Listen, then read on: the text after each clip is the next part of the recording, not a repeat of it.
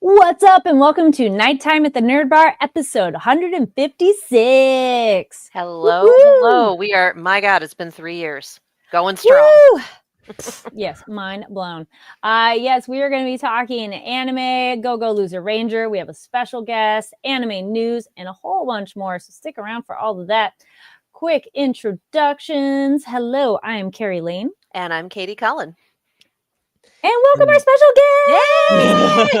Yay! And I'm Paul Castro Jr. I'm a voice actor, and I guess particularly important for this episode, I voice Hibiki Sakurama in Go Loser Ranger, as well as D when he's masquerading as Hibiki in Go Loser Ranger.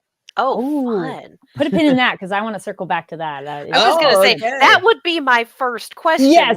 I know we need to finish the introduction, but that's my first, we don't talk about that. Yes, Okay. absolutely. But yes, welcome. We are live. If you're watching us live, join us in the live chat. And if you're watching later, awesome. Comment down below. Make sure you're following us here on Fanversation's YouTube channel and on social media. We also have Fanversation over on Twitter and Blue Sky, NTATNB.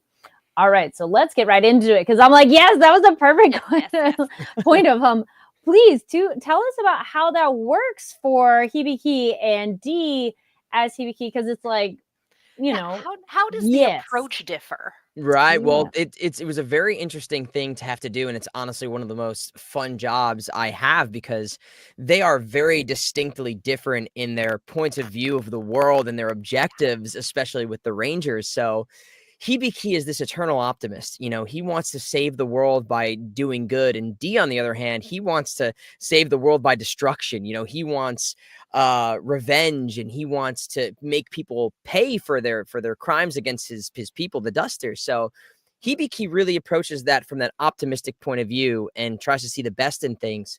Whereas D, he's got this gremlin energy that's very I think it comes from him being like a 7-year-old and in terms of like his age on the the planets or the universe, the world.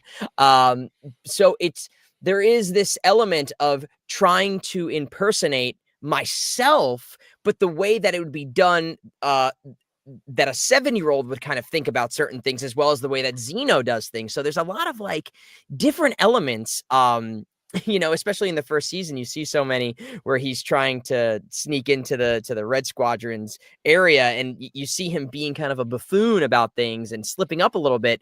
A lot of that's taken from Zeno. A lot of that's taken from the Japanese performance. A lot of it's taken from my own kind of like how I'm portraying Hibiki. So there's so many different layers to the show, and it makes it very gratifying to have it all work out at the end of the day.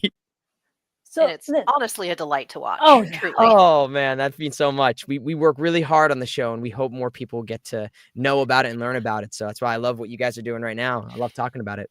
Yay. Yeah, of course. And so then is it for Zeno, is it only then when it's D, when he's in his true form, and then anytime it's Hibiki's face? Kind of. I mean, there's moments D is doing those monologues internally, and there's and then I'm voicing Hibiki when it's him masquerading in the world. But then there's also times where I am voicing some kind of inner moments or asides, and there's sometimes that Zeno is voicing Hibiki like mid transformation and stuff. So I don't know how far along you guys are. And then there's also moments where we both share dialogue, and whoever records first has to kind of like match the other person's performance, which is pretty cool. So it's really fun. And our directors, NYAV, Stephanie Shea and Michael Sinter Nicholas, they do a great job of working with us and making sure that we are kind of all in line or all on the same page. That's such a cool and unique opportunity of that blending of two actors for one character, because that character is essentially two characters in one. Right. Yeah, and in the Japanese, I think the voice prints of both of the seiyus who voice D and Hibiki, they almost sound very similar. There's moments where you wouldn't think that and I think that me and Zeno do sound similar, like we do have similar things, but Hibiki definitely has more bright tones, and Zeno has more of these kind of like gremlin undertones. So there's moments where we see Hibiki as Hibiki have those, and I think it's funny to hear it coming from me. And then you hear it from Zeno later, and you're like, wait, hold on, who's what? And I think if it clearly it worked a little bit on you guys, so I think we're doing a good job. Yeah. Oh, totally. So you mentioned that there are points where you're both delivering the same lines and you have to match one another. Yeah. Have there been any points where, say, Zeno will deliver a line and then, I'm not phrasing this correctly, has he ever read the D as Hibiki lines that then you do yourself, or vice versa? Have you ever based a line off of his line read? Absolutely. There's many, and I think there's not only do I get to hear them sometimes, like, because sometimes there's in the season D is monologuing and he's saying something, and then I maybe like I vocalize something, maybe like the last point. There's a later in the season, like one of the later seasons too, like you hear this big monologue, or sorry, later in the season, one of the later episodes, he's talking this big monologue about how he feels about Blue Keeper and things like that. And then I get to say kind of like the punchline of it all. So to carry that energy that he has, but then do it in kind of like this D. I think of it as like 3 different levels. Like I said, there's Hibiki base when D is trying to really do his best to be as Hibiki. There's D that comes through when it's just him and no one's really around and he's talking as himself. And then there's kind of like the blend where there's a mix of both of those things happening at the same time, where maybe he slips up, or there's like, so it's crazy. At any point in time you can utilize different parts of his performance, my performance, or what's happening from the Seiyu as well. Nice. So you're brain twinning for these performances. Yeah. So it's crazy. It's tough, but I think we've gotten to a point now where me and Zeno kind of know these characters a little bit, and we're both caught up on the manga. So I think we're able to make similar instinctual choices. So we're very much, I think, on the same page. Nice. And Excellent. were you familiar with the title at all before you got involved? And how did you get involved with this project? Right. Well, Sentai Dai Shikaku, I wasn't so familiar with it.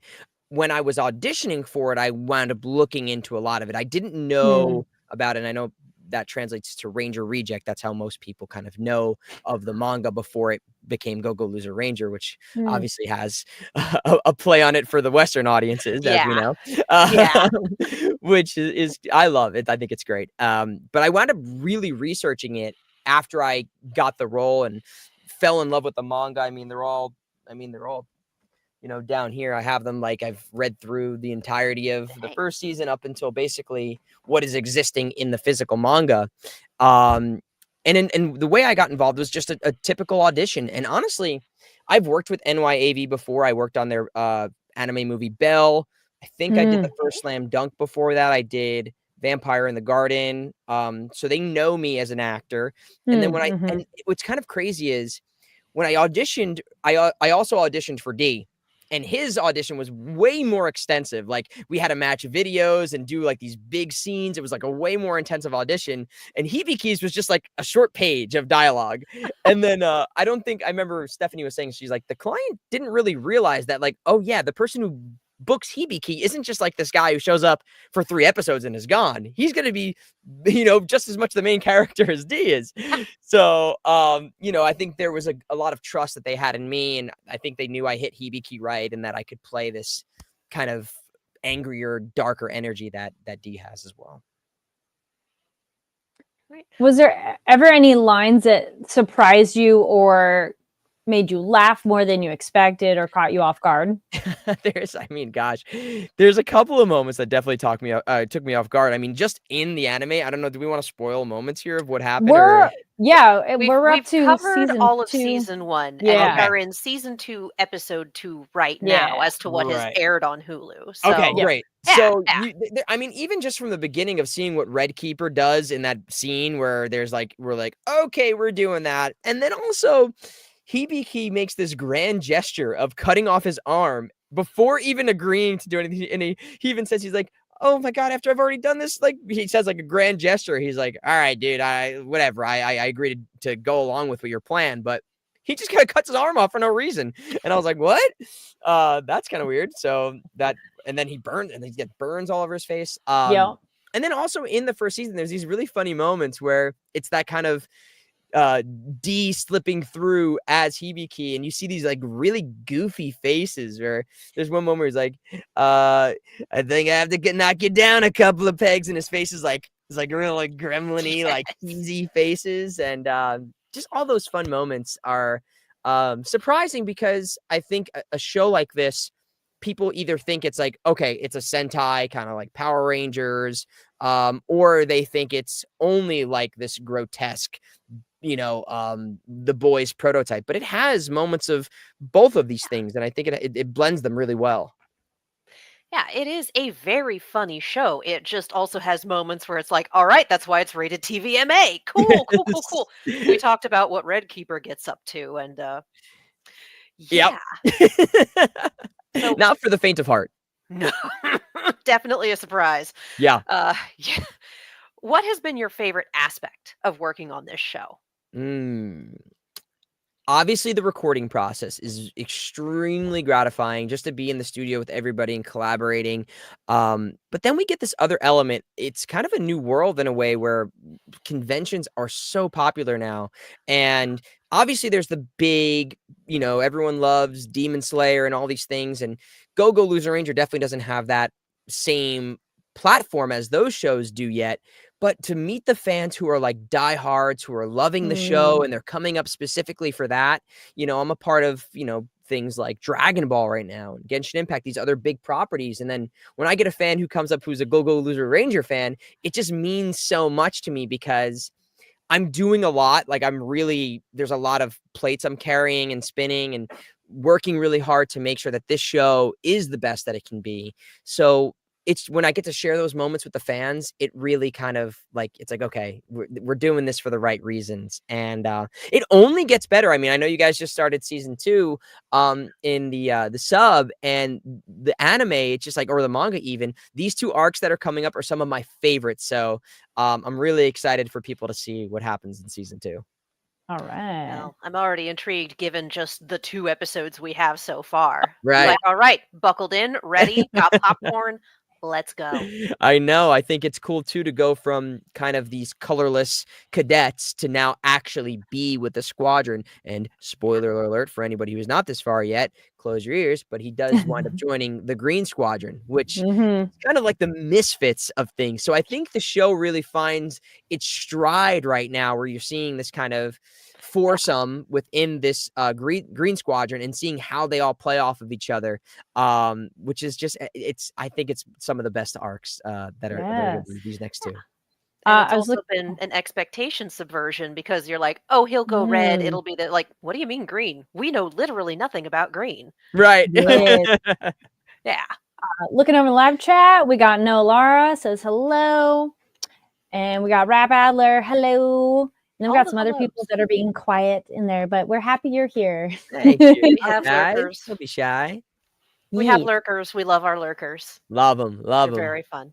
You mentioned conventions and signings. Have you ever had a super deep cut reference where you did maybe a character that's not as predominantly shown in a show, but somebody's like, oh my gosh, I love this, and it like surprises you? That's such a great question. I mean, sometimes I get people, it happens a lot actually, because I voice Cookie Run Kingdom is very popular, and I don't even have like a playable character, but I'm like a mascot in this new Beast Yeast era, and people love this little mascot Caramelian Cookie, and he's just this cute another little gremlin character. But in terms of anime, Vampire in the Garden, it was just like a 4 or 6 episode anime, I think, and I played one of the leads in that one, and it's kind of like this romance with vampires and humans, and we worked really hard on that show. I was sick with COVID during it and recording. No. So like that show meant a lot to me when we were working on that. And also I even like the newer stuff now too. Like I meet people who are Beyblade fans and Yu-Gi-Oh! Go Rush. And it's I know these are the types of properties where the people who are watching those shows are predominantly younger. So when you get these really young kids first going to the convention scene and they come up for like a Yu-Gi-Oh! Or Beyblade or Pokemon, you're like, oh, you came here and you're at that age already that it's already catching on to like go, okay, I'm interested in the show. I'm interested in this character. I'm interested in the person who voices this character. I don't even know if I've made those correlations until I was in my 20s. You know what I mean? I just kind of like watched the animes and I was like, I like this show and I like this character. I didn't think too much of it, but to see these kids really diving deep and they know so much about not just the lore, but also it's just fascinating and I love it. I mean, I think part of that is the advent of the internet and the Yep. availability of information, and Yes. also parents who are fans of things, Right. raising kids as fans and getting the culture. But that honestly sounds adorable. It is. Truly does. It's very, it warms my heart anytime a kid comes up. I'm just like, I want to talk to, I'm like, it's like, no offense to everybody else, but I'm like, I want to talk to this kid and learn how they figured, like how they arrived at this point in time right now. It's just so adorable. The adults in the line can be patient. I want to talk to the 8-year-old. I know. Yeah, I don't know what that says about me, but I love it. No, it's cute. It's sweet. It's important for, younger fans to get that kind of response instead of being brushed off. So that, no, I love to hear that. It's so, I love it. And bringing it back to our show on Go Go Loser Ranger, another kind of thought was, do you guys ever get to play much with the dialogue? Do you get any room for improv, or is it a little more straightforward? The adapters do a wonderful job, the localizers, and then the people who adapt the scripts from Japanese to English, they do a really great job. But sometimes, especially as like there's different cadences or lip flaps don't match, like sometimes it just doesn't get adapted to fill all those lip flaps. And that's when between the director and me and the engineer, like we were like, all right, how are we going to fix this? And oftentimes the directors do a great job of figuring it out, but there's a lot of times where I'm like, oh wait, what if I said this? And they're like, that's great. Let's give it a shot. Let's see if that works. And we've definitely had some moments with like jokes that don't fit for the lip flap. So like if there's a specific moment that's supposed to be a joke, but it just doesn't fit, then we're like, okay, what's the equivalent of this joke that we can make work? And I've definitely got to play around with a lot of those moments. It's a weird kind of alchemy of making sure everything stays true to the original Japanese, but also fits for duration and cadence and stays, for a character to like, I've voiced very soft-spoken, slow-speaking characters before. And if the line is going way too fast, I'm like, this is way out of character. So you also make sure to those things as well. No, that makes sense. Are there any of those lines or improvisations in Loser Ranger that you're particularly proud of, or any particularly memorable ones for you? My gosh, oh man, let's see. You weren't expecting a quiz show tonight, were you? I was not expecting a quiz show, but I think one that's just sticks out to me for once was like when he lands after Hikaru, kind of like we have that switcheroo moment where he's holding him hostage and then he falls off and he's got the burns on him and we don't know who is actually the real D because he's wearing the mask, blah, blah, blah. He's just kind of like laying down like this and he's in pain. He's like, ow. And I just went, owie. Like instead of saying like, ouch or aw, or this hurts, I just went, owie. And I felt like that was very much like a Hibiki thing to say, very innocent and kind of jubilant in his being burned and in so much pain, having one arm. It's like he's just like still so cute about it. It's like I have made a mistake and my takeaway is owie. Yeah. That's perfect. Were there any fun behind the scenes stories that you haven't had a chance to share yet? Let's see. I mean, we've gotten to really kind of Zeno did a wonderful video where he walked around dressed up as Fighter D when the show just came out and kind of like did a little bit of promo in that sense, which is just that made me so happy to do that. I'm like I could get a Hibiki outfit, but I'm like, this is not going to look good on me. Like this one piece spandex and all white. I'm like, that is a commitment. Maybe I'll do the green version, the green squadron. Yeah. I think that would be a little better to pay off. To be fair, I don't think that spandex would look good on most real life people. Yeah, it's one of those. You go, why was this an outfit choice? That's a design choice. Yeah, I know. I mean, listen, it looks great in the show. It's very unique. Makes his orange hair pop. Yeah, and those green eyes. Yep. But and now they match his outfit. Yeah. Yeah, but we just have a really great time. Stephanie, one of the directors, she's a big fan as well. Stephanie Shea, and who also voices Angel, one of the characters in the Green Squadron. So, it's just been a really great camaraderie of team people who love the show. We can talk about the manga, talk about different things that happened, and kind of just make it a team effort, a real collaboration, where other shows sometimes it's kind of like, this is the way we're working. You go in, you clock in in the sense of it's not as collaborative. Sometimes you just don't have the time or the budget, or people aren't as invested for whatever reason. But this one, we're all real fans. Like, we all really love it. So it's just been nice. And Xeno's great. I've gotten to do conventions with Jonah. I think someone gifted Jonah a Red Ranger helmet. So I don't know if he's posted about that yet, but yeah, it's just been really cool. That is something. Yeah. Wow. Nice. Is there anything else you'd like to share about your experience having worked on the show and being Hibiki? I really hope if people haven't watched it, they give it a chance. I know that there's a lot of complications sometimes with Hulu dubs, because if you search for it, it's a separate it's a separate title. It's not like you just click the cog wheel and you switch between dub and sub. You have to click on the English dub for Go Go Loser Ranger. So I've had a lot of people ask me, and I've even tweeted about this. I was like, guys, this is how you do it. You type it in and make sure you select the dub, because a lot of people didn't know it was there. So I really hope people will give it a shot. I think if you're in Europe or other English-speaking countries that are not the United States, it's on Disney Plus. So it might not be on Hulu for you. It might be on Disney Plus.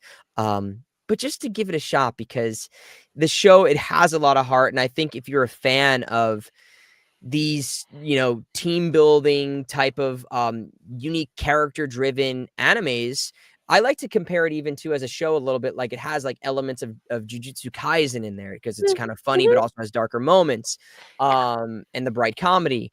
There's a lot of things. I think people who are a fan of these big animes, or like the exam element of things, it's very Chunin exams-esque. It's very the Hunter exam-esque in the way that the first season goes. So, if you get started on the first season, now is a great time to get into it. Season 2 is here right now, and it really gets good. It's like, I'll get to give the brief synopsis. It's like they enter into this like high school world where something weird happens. I don't want to spoil what happens, but it creates for a lot of comedy amongst the characters. We're going to be discussing the first part of that later this episode. Okay, great. That's what started this week's episode. So amazing. Yeah. Oh yeah. No, I Do have. you guys have favorite characters in the show or favorite moments? I mean, I'm going to be real. Fave has to be D, but I am really liking our junior first class Green Ranger. Yes, she's an unholy terror, and I love her. It. Yes, that's probably my favorite character in the show. Definitely season 2. She's fantastic. Yeah. Looking over in the live chat, her dead eyes. I love her too.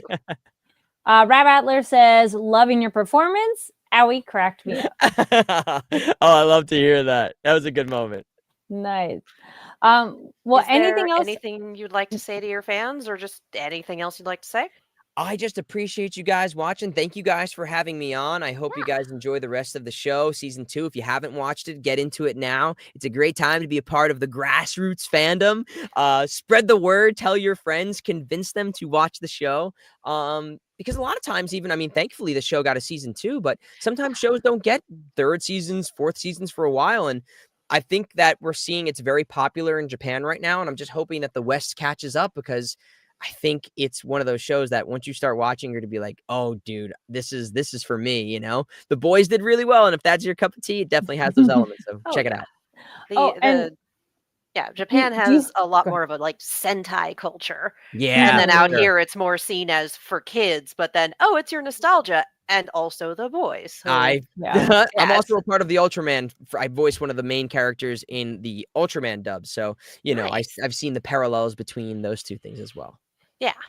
And any other projects, and then before you go, any projects that you have recently come out or anything you want people to be on the lookout for? Ooh, okay. So obviously, I voice Vegeta Mini in Dragon Ball Daima, and those episodes are airing every week right now. So check out Dragon Ball Daima. Yu-Gi-Oh! Go Rush is coming out weekly. I voice one of the main characters, Yuhi Odo. That's on Disney XD and I think Hulu, Hulu and Disney XD. And what else is Beyblade X are coming out. I voiced Pakun in that. Those episodes are still airing. And I just got announced as voicing one of the new characters in Ubel Blatt, which is on Amazon Prime. So you can check out those shows. But also, I'm going to be announcing something tomorrow, which is going to be really cool. So you've got a sneak kind of peek to keep your eyes out for a post by me tomorrow.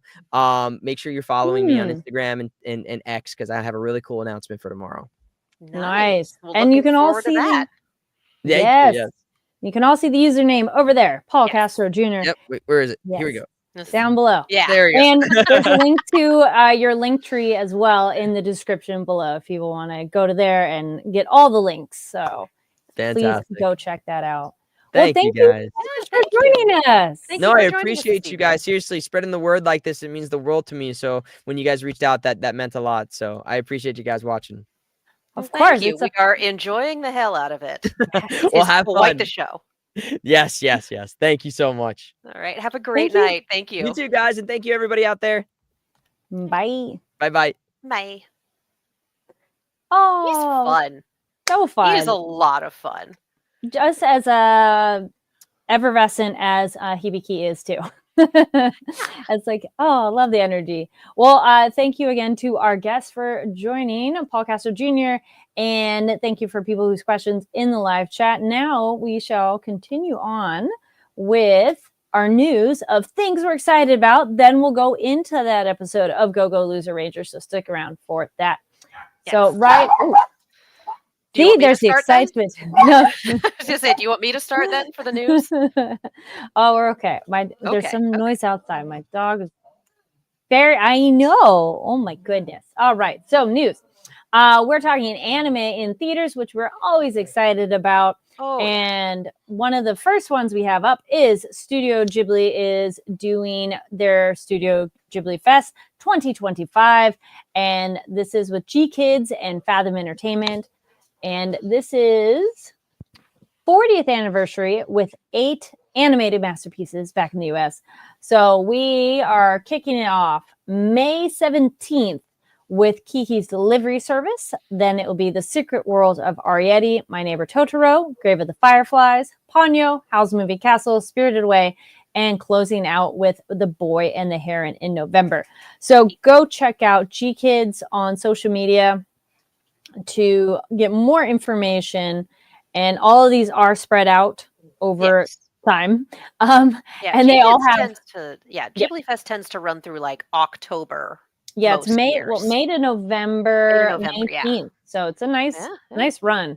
And all of them have dub and sub versions available, so check your local theater listing as well. And yes, you can go online to fathomentertainment.com or ghiblifest.com or check your local theater to see that schedule. So, yay! Yes, I love it. They're giving me Kiki for my birthday, and then we go from there. Yay! Yeah. And the other thing, too, is if you hadn't seen Boy and the Heron, is now coming back to theaters. So that's pretty exciting. It is a wild one. And speaking of... And I was like, oh, there we go. Live chat. Yay. I too am an excited puppy. Yay. Yeah. Not a bad thing to be. Giga Derek has greetings from Heighton View Terrace. All right. And Digivolve. I thought that might have been it. It's not September 1st. What are you doing? Okay, there we go. Next news. Speaking of coming back to theaters, so Demon Slayer Mugen Train is coming back to theaters this spring in an all-new 4K. So that's pretty wild. That will be starting May 14th. And May 14th, select theaters. And there will be Japanese with English subtitles, dub version as well. And tickets will be going on sale April 30th. So you can mark your calendar to check that, and also check your local theater listings.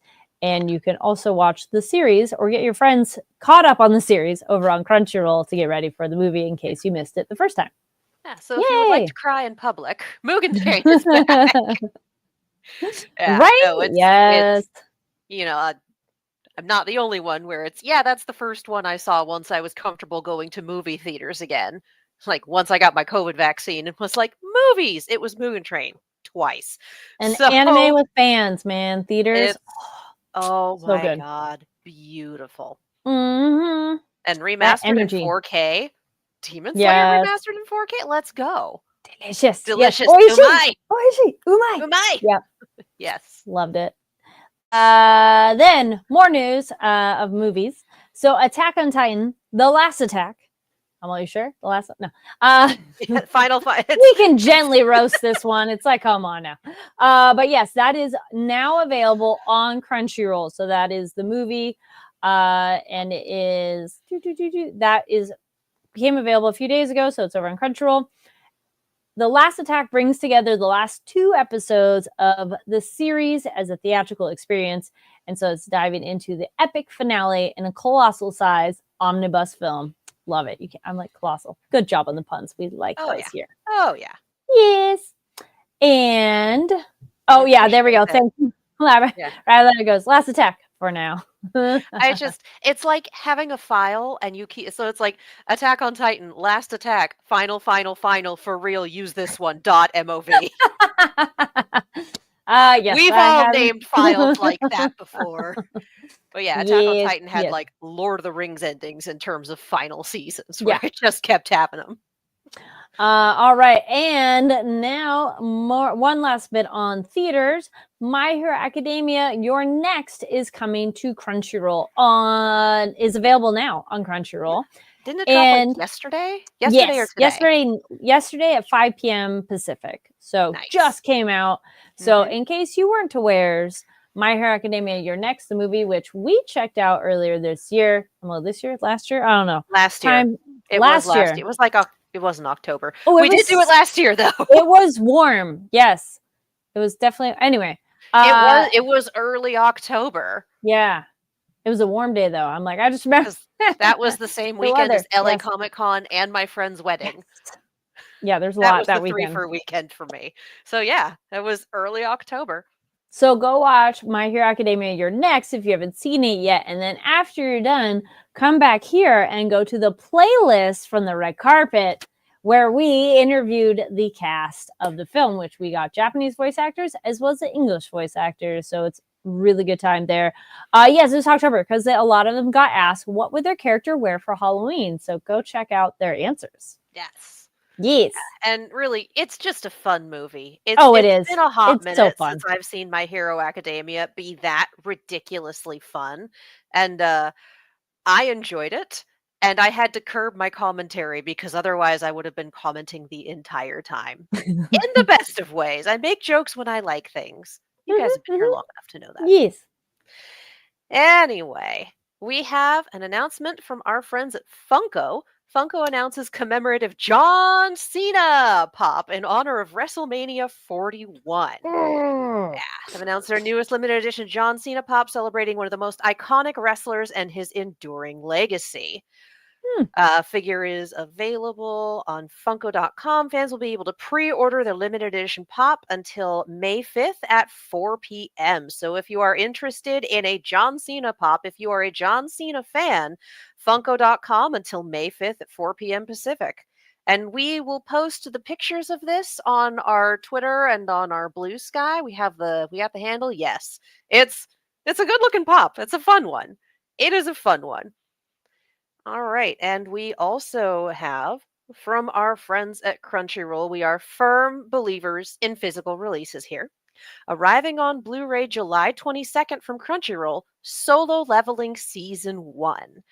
And we have, it's beautiful, honestly. Again, we'll be posting the photos, but this is a very good-looking set with a good number of extras. The limited edition includes a 68-page art book, featuring an exclusive interview with action director Yoshihiro Kano, Japanese cast and staff interviews, and hand-selected stills. It includes art cards. It includes a sticker sheet. And in terms of special features, textless opening and ending, promo video collection, character video collection, countdown videos, episode previews, the recap episode, and the Leveling of Solo Leveling documentary. On top of that, we also have Isla Sometimes Hides Her Feelings in Russian Season 1. That will be dropping. And RE Monster. That will be dropping. So July 8th is strongest magician in the Demon Lord's army was a human, and July 22nd is solo leveling, and Alia sometimes hides her feelings in Russian, and RE monster, and that time I got reincarnated as Slime season 3 part 1. So a lot going on July 2nd. So Woot. again, you can go to the Crunchyroll store to pre-order these if you have a gift giving holiday of sorts coming up, or if you maybe just missed one, depending. You can print out the pre-order, put it in a card for the person you're gifting things to, and go, hey, I did remember you. I'm getting something for you. It's just not going to be in my hot little hands for another 3 months, but the pre-order has gone through. Or if you just want it for yourself, because we are firm believers in physical media out here. Mm-hmm. So yeah, that is the Crunchyroll store, and those pre-orders are now available. And I'm like I said, I pulled these up on my phone, so I'm like, where's my other? There we go. Continuing on with Crunchyroll, they have sent us some of their dub schedule for the upcoming season. So Windbreaker Season 2, Fire Force Season 3, and Shirley, Yakuza Fiance, Rise wa Tainen ga 2, English dubs on Crunchyroll this spring. So let's take a look at the dates. Yakuza Fiance is I'm looking for dates. There we go. Yeah, Yakuza Fiance, all episodes now available. The Beginning After the End, episode 1 is now available, and new episodes every Wednesday at 12:30. Brilliant Healers, New Life in the Shadow, episode 1 now available, new episodes on Thursdays. Windbreaker Season 2, episode 1 now available, new episodes on Thursdays. Fire Force Season 3, English dub premiered at April 18th at 2:30, new episodes every Friday. We have Bye Bye Earth, that also premiered on the 18th and is on Fridays. Black Butler, the Emerald Witch arc, which is the 19th at noon. And Anne Shirley also dropped on the 19th, and new episodes every Saturday. So thank you very much, Crunchyroll, for sending us those dub schedules. So Mm-hmm. given today's date, all of those dubs have started. You can catch at least one episode dubbed of every one of those anime, with new episodes coming every week unless otherwise noted. So yeah, that it's always fun to watch a good dub. It really is. There's definitely some I'm watching a mix of dub and sub this season, depending on what's available and preferences and whatnot. And it's a good time. It's a good time. So All thank you, right. Crunchyroll, for the Mhm. updates. Yes. And now, circling back, because we were mentioning a little bit earlier, now let's get into some Go-Go Loser Ranger. Or wait, did we talk about it already? As in memory loss and things of what's going on. I am liking our semi-spooky story vibes of this. Very entertaining. And it's more of our Hisui girl, and she's fabulous. I agree. I think the thing that I love it, and also it made me really mad, is like, okay, okay. God and everyone uses Ouroboros, not like actually mad, but like, oh, come on. God and everyone uses Ouroboros as imagery nowadays.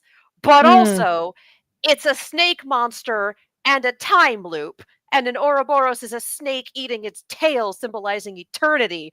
God damn it, that's really clever. Damn it. So on the one, it's like, oh, okay, it's Ouroboros, and then the last piece clicked in, and I went, oh shit, they've got an Yep. actual good reason to be using Ouroboros. I'm mad at you, but you're right. So Yes. obviously I'm here for it. Yes. Oh, and then yes, back to our moment ago. Rabbi Outlayer goes, sub and dub. We are eating well. Indeed. Oh my god. I'm watching the Yes. dub of we'll talk about this later, but I'm watching the dub of Vigilantes, and it's unbelievably good. Nice. So yeah, that's the next section. We're talking Yes. Loser Ranger right now. I have more stuff on For my your board. conspiracy Yes. board. Yes. Yes. And when we got Do this tell. scene, my roommate straight up looked at me and went, "Oh, it's your theory." I'm like, yes, it is my theory. So we got a little more information about the boss monsters. We got that there were Yes. 12 of them, that they Yes. were all based on signs or Like zodiac categorized sign. by the Chinese zodiac. Yes. Mhm, And mhm, that mhm, 7 of them are dead and mhm, 5 of them are still kicking. mhm. I did not have a chance to pause it and see which signs were still up and which signs weren't. So aside from God the Rooster, I don't know what the surviving signs are. So if anyone knows what the surviving signs are, Mhm. and if that's because they all had the different symbol. So it's something where with a freeze frame and an encyclopedia, you could find it out. If anyone knows what the surviving signs are, please, I would love to know in the chat. Because the theory hinges on the idea that the dragon monster is dead. Because we have that Oh, whole right. Peltrolo recognized Which one that was? Suzukiri as a survivor. And we already Ah. know that monsters will work with humans, will make gangs and cults and whatnot. Admittedly, Peltrolo's cult was more he found a cult as opposed to he founded a cult and then he murdered them all. But he just showed up and went, "Hi, I'm God. Time to die." It's like, thanks, bro. Appreciate you. But then that means that D is not our first, probably not our first monster in there. And also, we have humans who have allied with monsters and been in there from the get-go with Suzukiri. And then that also means that the divine weapons aren't just the divine artifacts aren't just part of a dragon; they are part of a monster. So I don't know how the Rangers would have managed to kill a boss monster. Yeah, how could they kill him before they got everything? Yeah. Inside job. That That is what I'm thinking, is that it was some flavor of inside job. Like they another had help monster? from like another monster. Because the other part of this theory that's slightly more divorced, like for me, this is just more evidence that my dragon theory is correct, or at least pieces of it are there. But slightly more divorced, we've never seen Green's face. And Green Team is the team that is meant to go hunt down the rest of the boss monsters. And also, they can't keep a team member to save their lives. Apparently. Like, that entire book was just lost, lost, lost. I'm like, yes, we got 8 seasons of Lost. What else do you have for me? And I have another thing to point out about that book, but that's a different part. Anyway. Well, would you agree that that was him at the desk as the boss? Oh, it absolutely was. Okay. I want to say yes, but I wrote no down mask. the name. I'm not sure if that was the Green Ranger, but it was the person. It was the person that we saw in the book, because we saw 2 pages of the book before the camera angle changed. It was the second page. It was a ranger named, I wrote it down, Kyosuke Wakaba. So it is a Green Ranger, yes. Or green. And it was, yeah, it's a green, ranger.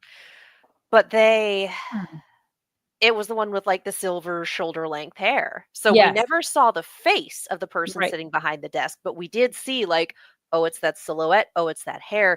It's this person. So then my question is this our snake, or is this our Ouroboros who has taken the form of a Ranger Corps member? Or is this, it was always them? They took a human form and got into the Corps and then bailed. So it could be one or the other, but regardless, it's the same face as the Green Ranger cadet that went missing. And they're still wearing the uniform under that suit. Yes. Like, very obviously. So yeah, that was all sorts of like, wait, hang on, back it up to the book. That's the same person. Thinking of the violation of the school rules, it is interesting. It's a normal place on the weekend. Like, people can't, but maybe they just can't leave, because we saw so many moments of our characters crisscrossing that school entrance line. And our one character, which I'm like, that sounds, I didn't have a chance to look it up, but I'm like, that sounds like our Tanjiro voice. I wouldn't surprise me if it's that actor. I'm like, that sounds like him. Might have been. Yeah, for the Japanese one. The newest guy in the gang. And then also our Mr. Gato, very different personality in the illusion and out of it. So it seems like I wouldn't be surprised if there were some people, like the kids who got spirited away, as the subs have been calling it, that are stuck in that time loop. And then others who are there voluntarily are gang members, as it were, that know about the time loop and are getting like a normal experience out of it. Yeah, I'm kind of curious what that world building is in terms of, if they cannot leave on, Saturday morning, do they wake up and they're like, ah, shit, I'm still here? Do they remember the week that's already happened? What about eating, sleeping? What are other things they have to do? Because they just disappear at the regular weekdays. But then are we at our character come out and be like, come back on the weekend? I mean, on a weekday. So I'm like, ooh, interesting. I think the people cool who, and weird. I mean, my guess would be that the people who want to be there are aware. And Okay. they know that it's an illusion, but it's also like the closest that they're going to get to a normal school environment, to a normal, it's entirely possible that this is something they want. That But it's do you think they rough start enough. forgetting, like our girl did at the end of the episode? That, I think, is where the kids who've been kidnapped come in. Okay. Like, I think the ones that aren't there by choice are the ones that are stuck and brainwashed. But I think the ones who joined on purpose, because they were pretty dang specific about, like, this is not a good area of town. Yeah, This is they said it was obviously the a very delinquent. it's the slums. It's an extremely poor area of town. Like, they were Yeah. not shy about showing this. So it's entirely possible that a lot of these delinquents are just, I want to get out of here. I want something better. And this is the illusion is a fairly normal school experience. It's stable, it's calm, and if anyone breaks the rules, like, well, you just got to do it over again. Yeah, that's a good So point. that is my theory. I'm not sure where we are on that, but that's my theory, and that would also be why the person who's only been there for a week is aware of the illusion, because he joined on purpose and wants to be there, also knows that something is up, was able to tell them, like, hey, on weekdays it becomes this. Whether or not that was him actually stepping forward and trying to fix the problem of the boss monster, or whether that was him just baiting the trap, remains to be seen. Uncertain And whether I trust this guy. And that's also the trust him or not when he comes up to them. Is he just performing the role, or is he actually in it and doesn't know? Or is it the boss monster shapeshifting? Oh, or that. Yeah, yeah. That's just one of those things where you always kind of have to keep it on the back burner. Especially since we know at this point that it's the snake who is an illusionist who's gotten away from the Rangers multiple times. And someone said, like, he could be walking, the monster could be right next to us and we wouldn't know. Yeah. Oh, yeah. Yeah. We mentioned, we were talking to Hibiki earlier, and he does show up at this place. Yeah. So interesting. I mean, we got the implication in the stinger at the end of last season that this is kind of where he's been. Like, we saw him in the cloak in one of these made of aluminum siding buildings. Like, it's we get the implication that he's been here for some time. Who knows how long. So yeah, does not surprise me that he showed up. Also doesn't surprise me that the that his approach did not work. Yeah, they're like, who are you? It's like, you tried. Yeah. You don't have the in right now. It is very fun watching our second in command of Green Team work. Yes. Oh also, she joined at the unusual age of 10, and it's like, who hurt her? What happened? Seriously, did a monster eat her school? Is that what happened? Because I'm kind of waiting for, like, the flashback that tells us the reason she joined the Ranger Corps at 10. Because you don't do that for funsies. Yep. I was trying to find our what's his name? Our other delinquent who joined them. Chuya? No. I'm like, it's like I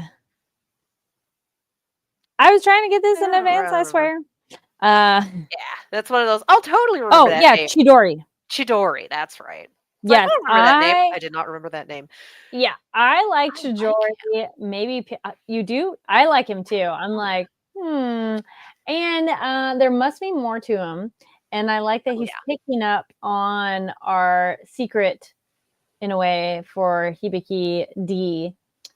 I don't know if he necessarily knows Hibiki in real life, the way he thinks so. I just think this is an incredibly observant person or character. We don't know. There might be something else weird about them. But this character is very observant and can pick up weird things. So Yeah. knows how to I ask mean, me questions too. he just seems to be good at people, and that Mhm. sort of, I hesitate to call it like modern day Sherlock Holmes sort of way, because modern day Sherlock Holmes adaptations are they get interesting sometimes. Mhm. Um, but just the ability to watch someone go and put together what they're about from Mhm. behaviors, mannerisms, etc. And Mhm. also, yeah, there's no way he hasn't done his research on like literally everyone in the Ranger Corps, Mhm. especially since Hibiki is the Pink Ranger's younger brother and Mhm. had a very specific run-in with a boss monster as a kid. Like, there's no way that you don't, look up who a ranger is and then see their family. Yeah, I was like, Like, where is her? it doesn't surprise me that he knows at least the basics about him, Mhm. or that he wouldn't have gone back and gone like, "Oh, hey kid, can you help me out?" to, "No, I know your name and you're an honor student." Like, there's no way he didn't sit down and go, "Who the heck is this kid?"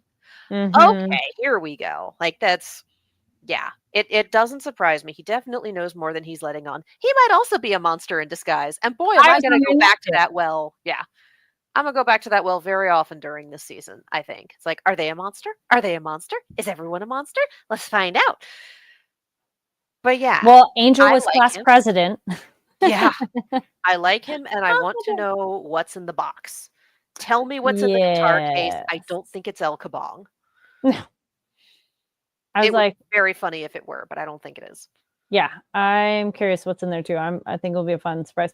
Oh, we did get to see a little bit more with Hisui that her abilities, like pull the knife out of her mouth, Yeah, which where was was she keeping really that?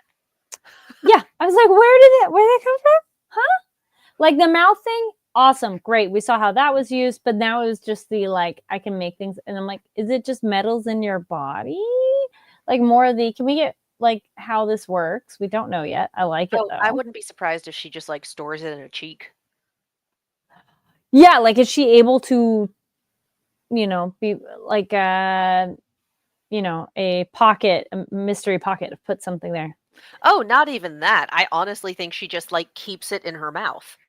But there was a green light when she pulled it out. Ah, fair. It was a highlight. Who knows, man? Also, Who knows? we get our oh, unless this is later. I didn't think they were died. No, Um, we got a they is mentioned that 2 of the other cadets were passed, like, as special. Oh, I'm going over to the scenes with Red.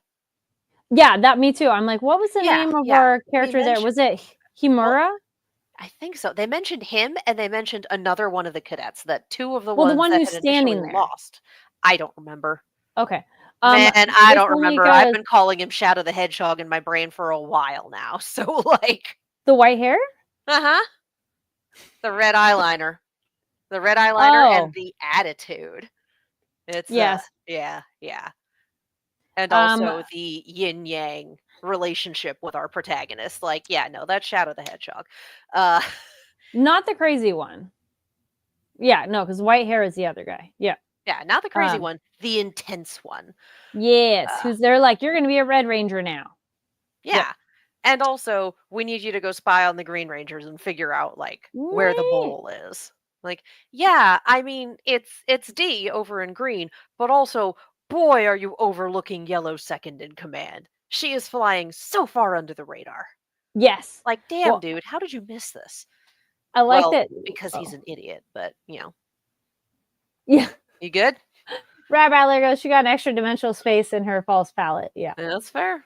That's fair. No, it's funny. I was looking up names and I was like that. I like on this one list I found is 2 white hair characters in a row, and they both look kind of the same character design. I'm like, okay, the white hair dude who joined the Red Ranger and he's Like, all happy to right, be yeah. there. Our ambitious young man that I'm like, get it. And they name Um, dropped another one, and I legitimately do not remember which one it would have been.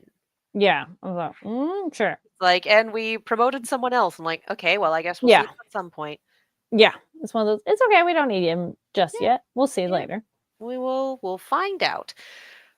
But yeah, just the special promotions, and then hey, we need Mm-hmm. you to go figure out the worm. Go hassle Green Squad. Oh, Yeah, Green um, Squad, all 4 of them. Also, speaking of Red Ranger, there's a kaiju walking around, and Yeah. Red Ranger cannot be bothered, and he just has to go talk with sponsors. Yeah. It's What? like, yeah, don't talk to me about trivial things. I'm like, I feel like being in Red Squad is such a good way to die. It's Yes. basically Who Suicide would Squad. choose? Yeah, I don't think anybody would want to volunteer there. No. They get assigned. I mean, there's definitely our clown Yeah. makeup guy who is just Oh, super he might have into it. chose it. Yeah. I feel like it's probably, I want to say probably 60-40 people who were like, hell yeah, let's go kill some monsters versus people who are like, okay, guess I'm here now. Yeah. Yeah. I feel scared for all of them. Because I feel like, yeah, I mean, the Rangers definitely have final say on who gets into their squad. Yes. So, If they don't like you enough, for sure. yeah. Yeah. So, holy cow. Yes. So I'm very interested to see how this goes. I appreciate Dee knowing literally nothing about school rules and just That continually was funny. screwing it up. I appreciated the, if you do that again, I will reset your entire life. I'm like, Queen, let's go. But it makes sense too. If he's a monster, he never would have gone to school the way we go to school and would be like, I don't know. Yeah. He is extremely ill socialized. Rap Adler goes, selection criteria. Can Red Leader kill them? Yes, come on in. Yeah. But I want to see more of that kaiju that was getting real close to a town, which it's like, yikes. And if all, I do want to know how many of those people in that building are spirited away characters that have disappeared, or they've chosen to be there, and how. Yeah, there's a lot more questions, but I really like this tone shift of what we're doing and our squad of characters and like getting into the meat of it. And like, when they yeah, busted in on a Sunday, it was full of people. there are tons of people there. And I would imagine that those were all people who wanted to be there. Because if it was someone who'd been kidnapped, once Saturday hit, they would have been outie. But the question is, can they leave? I think the people who were there voluntarily, maybe. They might be able to. Yeah. But we saw the new guy stop at the gate. Yep. So, I don't know. I don't know. See. I don't know. Let us know your thoughts on the episode. Leave a comment down below. I think that kind of covers it. It was fun time.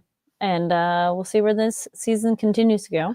And just the fact that Green Squad cannot hold on to its members. That there's a whole book of people who are gone. And I get it because you're going after some super dangerous stuff. But also it's like, why can't you hold on to anyone? Yes. Why is this? Explain. They disappear or they die or something else entirely. Because it seems like everyone is just categorized as lost. Yeah. That doesn't really tell you whether it's missing in action or killed in action. It's just lost. Yep. And now you're a co-host. Your coworker. Yes, she has opinions. Yes. She has opinions. She's like, I think they're all dead. I'm like, yeah, maybe. Hey. They could be. Yeah. All right. Well, She's yeah, like, again. Is there a cat zodiac monster? I'm like, no, wrong anime. Again, yeah, leave your comments down below on the different topics we covered in this episode. And Rap Adler says Green Squad is a bunch of quiet quitters on a smoke break. Honestly, I'm kind of thinking a lot of them are dead. I'm gonna go with a lot of them are dead too. Is it you getting specifically sent after the boss monsters? Like, Beltrola took out a ranger. And admittedly, there were a lot of extenuating circumstances going around that one, but like he murdered Blue Ranger, and it looks like Dee's not over that yet. No. Yep. It's like, hey Dee, did you maybe like that human a little bit? Did you maybe respect that guy a little bit? Are you maybe super upset that someone snaked that kill out from under you, and also that it was ignominious and dishonorable? All the above. Are you upset? Like, yeah, you're upset. You just don't get emotions. Yeah, he's like, what is this thing I'm feeling? Yep. Oh, they got the smoke break. They got smoked. Yes. Yes. All right. And now we'll stay tuned for next week when we cover next week's episode. So now is stuff you should check out: movies, games, books, shows, anything that we've been checking out that we think you should check out. Mhm. It was a busy weekend, so I didn't really watch anything, but I did go to the Renaissance Fair, which is a very fun in-person experience. Oh yeah. If you have not gone, it is a very delightful time. It really is a choose your own adventure of experience. It is on now for how many more weeks? It's like It goes through hilariously also my birthday. So like May 17th, 18th, okay. that's closing weekend. So There you go. it's So you got have a some few more time. weeks. I'm going weekend after next. Nice. Got it all And planned out. yay. So if you live near the LA one, so this is in Irwindale, so it's about an hour east inland from LA central area. And it's really cool to check out. And if you are not LA area, there might be a Ren Fair in your neighborhood. They are all over the country and there's different kinds. It's just really fun. Just go and vibe. You do not have to dress up. If you want to, you really could do anything. Anything. Roll up in your cosplay, roll up in pretty much whatever. It's a good time. Yeah. And Ren fairs span through like spring to summer, depending on where you are. I know Yes. Minnesota's is going on now. Colorado's tends to be a July affair. Yeah. So if you just like Google where you are and then Renaissance Fair and then disable the Gemini AI, it should give you a fairly reliable answer if there's one near you. Yes.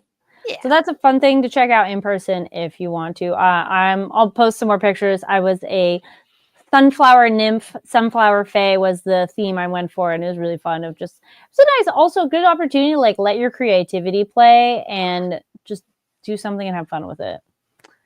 What? And then Katie and I also went to Little Tokyo, which I'm posting more of that too. We did. It was ate all the things. Yeah. We did our own little food tour because we did not get tickets for the food tour that was going on at the time. And yeah, good time. Hit a bunch of spaces. Hit a lot of the usuals and some new stuff. Had Easter cocktails that had peeps in them, which was hysterical to me. Those were so good. Pretty sure that was soju, which is why we didn't feel it because it was just one. Yeah. But yeah, just excellent stuff. Did you watch anything over the weekend? Because we were a busy part of it. Yeah, like I said, I have been watching Vigilantes and I have been watching To Be Hero X. And boy, are they different. I love Vigilantes so much. I'm watching the dub. The dub is a blast. The line reads, the intonation. Knuckle Duster is Jason Marnoka, and he is killing it. They all are. But he in particular, as like straight up hobo Batman, is so much fun to watch. And yeah, it feels like early season My Hero Academia again. And it is a prequel. It takes place, I don't want to say immediately before where My Hero starts, but it is before enough that we still have the heyday of All Might, etc. So it feels a little more high energy and a lot less apocalyptic than current season My Hero Academia. And it is nice to go back to that vibe. It's also smaller scale than current My Hero stuff, which is again really nice to see, really fun. So yes, highly recommend. Like I said, I'm watching the dub. It's a good time. I did start watching To Be Hero X. There's 3 episodes out at this point. It's kind of a weird one because it's beautiful. It has probably 4 distinct art styles that it likes to swap back and forth between, sometimes for a flashback or for a scene change or whatever, and sometimes mid-scene for the hell of it. So it's very hard to predict that way. One of the art styles is basically arcane. And that, for me, is where things get interesting because that style is not just lip flaps, it's actual mouth shapes. So I tried watching the dub, and then I tried watching it in Japanese, and neither of them matched. And then they played the opening credits, and I saw Billy Billy on there and went, oh, it's a Chinese production. So I have not tried the Chinese language track. I think it's Mandarin. I haven't checked. It's entirely possible that that will be the one that matches. But I have been watching the Japanese because the mouth shapes not matching messes with me a little less than it does in English. And that's just a personal thing. The pacing is very, very, very fast. Episode 1 feels like it could have been 3 episodes worth of content. So I am enjoying what they're doing. I think this third episode that they just released is the best one so far, honestly, in being a good look at the world, a good look at what the belief of the public altering reality can do to a person for good or for ill. And they play it up as kind of like a joke, like, hey, this is what happens when the public doesn't ever want you to sit down. Like, oh, Hmm. that's psychological torture in some ways. Okay. But they're also it, it's so weird to me because the opening and the ending, beautiful, beautiful animation, absolute bangers for songs, focusing on someone and on a cast of characters we have literally never seen in the show. We're Hmm. 3 episodes in, and our protagonist is in the opening as a side character sometimes. We Huh. have never seen the other people that the opening is predominantly about. Interesting. So the whole thing is just kind of it's throwing me off. There's nothing wrong with it. It's beautiful, it's action packed, it's very fun to watch, but there's definitely a sense of like I'm very confused. It's less it's not false advertising and it's not subverting expectations. It feels like the opening was made for a different show. Huh. Okay. It's weird. It's weird. I'm having a good time. I'd say go Yeah. for it, but also it's weird. Let us know if you've checked out these shows. Let us know in a Yeah. comment. Or what else are you watching? Books, reading, games, what have you? Yeet. Everyone catch up on the Murderbot books before the series drops on the 16th. No, seriously, do it. I want to talk about Murderbot with all y'all. All right. Yeah. Well, thank you everybody for joining us for nighttime at the Nerd Bar. Again, thank you to our guests. And we are so happy to have people come on the show. And it's just so Yeah. fun to really dive into characters. So thank you, Paul. That was great to get behind the scenes on Hibiki and the show and the process and everything. And thank you everybody who joined us in the live chat. Awesome to have you here. And if you're watching later, welcome, welcome. Leave comments down below. And let's go over here.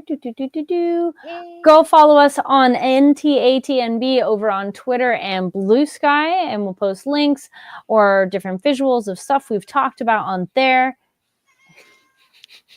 Kitty! She wants me to pay attention to her. She's like, hey, hey. And where can people find you online, Katie? You can You can follow me all over the social media, as well as on YouTube and Twitch at Kiaxet. That is Kiaxet. I am also on a horror channel on YouTube called Silver Screams, where my roommate and I talk about horror stuff. All right. Yes. And y'all can find me online at Carrie D Lane. That's KARIDLANE across all social media platforms. Be sure to also follow us here on the Fanversation YouTube. Click the subscribe button. Give the video a thumbs up.